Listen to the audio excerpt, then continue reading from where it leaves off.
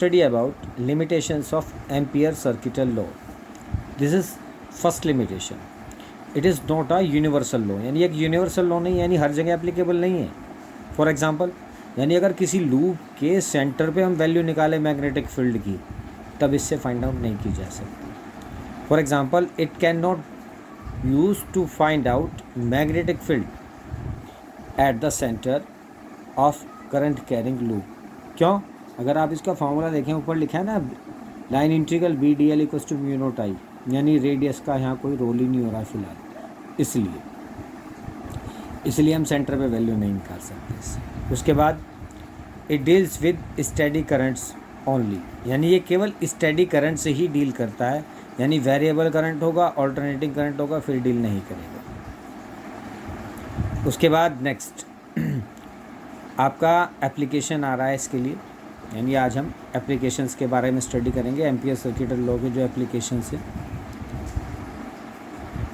First of all जो हमारा first application है वो है magnetic field due to current carrying circular wire of infinite length using Ampere's law. यानी ये हमने एक वायर ले ली, ये वायर है हमारी पूरी, अगर यहाँ पे देखें ये वायर है हमारी. फिर ये हमने इसके दो सर्कुलर पोर्शन बनाए हुए, ये सर्कुलर पोर्शन है, ये सर्कुलर पोर्शन है. यहाँ हमने इसकी जो वायर की रेडियस है वो ए मानी है, और फिर इस वायर से एक पॉइंट P1 हमने आउटसाइड में कर दिया और दूसरा पॉइंट हमने P2 इनसाइड में कर दिया. तो यहाँ क्या हो रहा है कि अगर मैं इस P1 की जो डिस्टेंस है सेंटर से वो R मान लूँ, तब R यहाँ पर ग्रेटर देन हो जाएगा A से, यानी इस रेडियस से बड़ा. और अगर मैं इनसाइड वाले पोर्शन के जो पॉइंट P2 था हमारा, उसके लिए अगर हम R को कंसिडर करें तो R लेस देन है हमारा किससे, A से. अब हम क्या करते हैं, कंसिडरेशन ले लेते हैं. Consider a wire of infinite length of radius A. Diagram समझ में आ गया होगा आपको. यहाँ हमने इसमें करंट I फ्लो मान लिया कि करंट I फ्लो कर रहा है. केस फर्स्ट में जाते हैं. Magnetic field intensity at A point outside the wire, यानी फर्स्ट ऑफ ऑल हम जो मैग्नेटिक फील्ड इंटेंसिटी निकालेंगे वो आउटसाइड में निकालेंगे, यानी बाहर की तरफ निकालेंगे वैल्यू, यानी आउटसाइड में. उसके लिए हम क्या करते हैं, हमने माना ये डिस्टेंस इसकी क्या है, R. क्या करेंगे, एम्पियर सर्किटल लॉ लगाएंगे, यानी line integral B D L equals to mu naught I. अब B को तो बाहर कर देंगे, बी डी एल, यानी अगर एलिमेंट्री पोर्शन देखें, ये एलिमेंट्री पोर्शन है और यही मैग्नेटिक फील्ड की डायरेक्शन है, यानी इसका मतलब क्या हो रहा है, दोनों एक ही डायरेक्शन में. दैट मीन्स इनके बीच का एंगल 0 हो गया, ये 0 हो जाता है और cos 0 का वैल्यू 1 आ जाता है. तब लाइन इंटीग्रल डी एल हमारे पास क्या है, 2 पाई आर. 2 पाई आर क्यों है, क्योंकि सर्कल बन रहा है और सर्कल की सरकमफ्रेंस का फॉर्मूला आपको पता ही है, 2 पाई आर होता है. रख दिया वैल्यू हमने, तो B इक्वल्स टू आ जाएगा mu naught I upon 2 pi R, यानी B directly proportional 1 upon R, यानी ये इसका एप्लीकेशन है. अब क्या करते हैं, केस सेकंड में चले जाते हैं. केस सेकंड में जाएं तो सरफेस पे चले जाते हैं. Magnetic field intensity on the surface of the wire. तो जब सरफेस पे जाएंगे तो इसका मतलब ये सरफेस आ गया, इसका मतलब क्या हुआ कि R किसके इक्वल आ जाएगा, A के. तो यहाँ R के प्लेस पर A रख देते हैं, तब हमारा ये फॉर्मूला आ जाता है B equals to mu naught I upon 2 pi A. Case third पे आते हैं.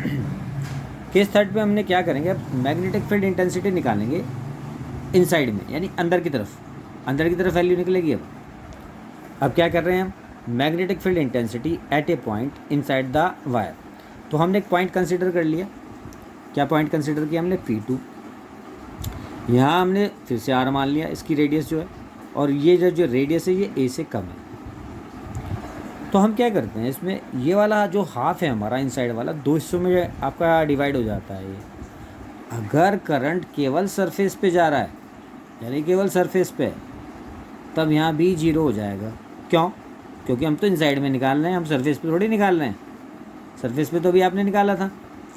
तो इस कंडीशन में इनसाइड में बी जीरो हो जाएगा, केवल सरफेस पे करंट फ्लो कर रहा है तब।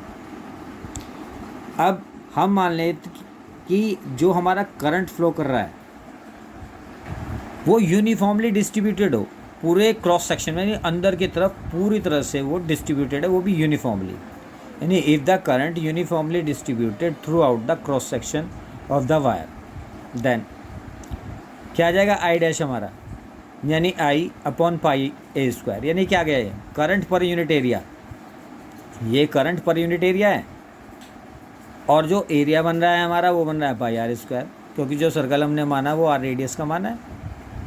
तो इसलिए आई डैश की वैल्यू हमारे पास क्या आ जाएगी, I R square upon A square. ये हमारा आई डैश आ गया, यानी इनसाइड में जो करंट डिस्ट्रीब्यूट हो रखा है वो भी किस एरिया में, इस एरिया में जो हमारा लूप बना हुआ है आर रेडियस का इनसाइड में। अब हम क्या करेंगे, यहाँ पर फिर से एम्पियर सर्किटल लॉ लगाएंगे, यानी line integral B D L equals to mu naught I dash का वैल्यू डाल देंगे यहाँ पर। फिर से यही, क्योंकि दोनों सेम डायरेक्शन में हमारे हैं, अगर आप देखें फिर से एलिमेंट जो है और जो मैग्नेटिक फील्ड है दोनों सेम डायरेक्शन में, तो उसका मतलब उनका एंगल सेम हो गया। तो कॉस जीरो की वैल्यू क्या आ जाएगी हमारी 1, तो ये आ जाएगा लाइन इंटीग्रल डी एल, और लाइन इंटीग्रल डी एल बन जाएगा 2 पाई आर, फिर से सरकमफ्रेंस, तो बी इक्वल्स टू आ जाएगा mu naught upon 2 pi I R upon A square. ये आ जाएगा हमारा यहाँ से फॉर्मूला। अगर यहाँ से जरा आप ध्यान से देखें तो बी डायरेक्टली प्रोपोर्शनल आर के आ रहा है, यानी बी जो है वो डायरेक्टली प्रोपोर्शनल आर है इनसाइड में। तो अब हम वेरिएशन बनाते हैं, ग्राफ बनाएंगे। अगर ये वाला हाफ देखें आप, यानी बी डायरेक्टली प्रोपोर्शनल आर किस हिस्से को शो कर रहा है, इनसाइड को, क्योंकि यहाँ भी आपने देखा था। और ये वाला जो हाफ है इधर वाला, ये